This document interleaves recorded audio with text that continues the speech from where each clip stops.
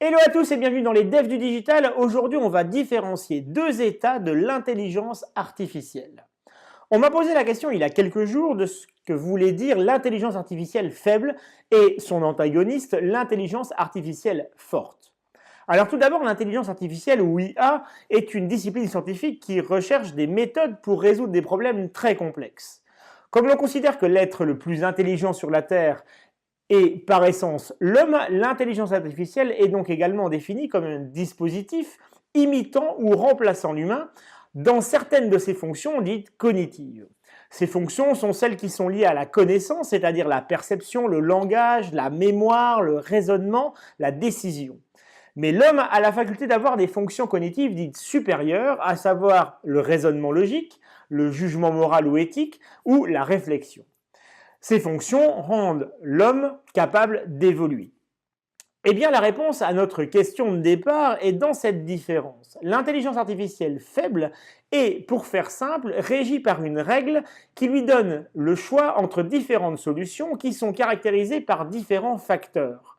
Une fois les facteurs analysés, l'intelligence artificielle détermine la meilleure des solutions qui est dans son catalogue de réponses possibles au problème.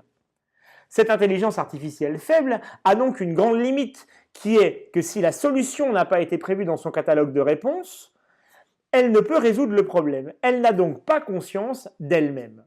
A contrario, le concept d'intelligence artificielle forte serait, elle, capable d'apprendre et de fabriquer sa propre solution en combinant ce qu'elle sait et ce qu'elle apprend de ce qu'elle sait. Elle aurait donc plus de limites car elle s'adapterait et donc évoluerait avec une forme finalement de conscience d'elle-même.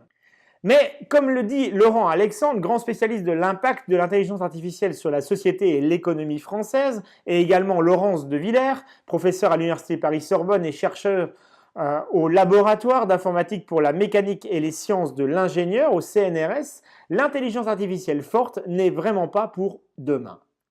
La plus grande préoccupation pour le moment est d'établir une gouvernance forte de l'intelligence artificielle faible et de ceux qui la créent et l'utilisent. Le plus important est de vous rappeler que dans votre poche, votre portable est un connecteur à l'importation d'intelligence artificielle faible que vous utilisez à peu près 180 fois par jour, et cela comme tous les Français.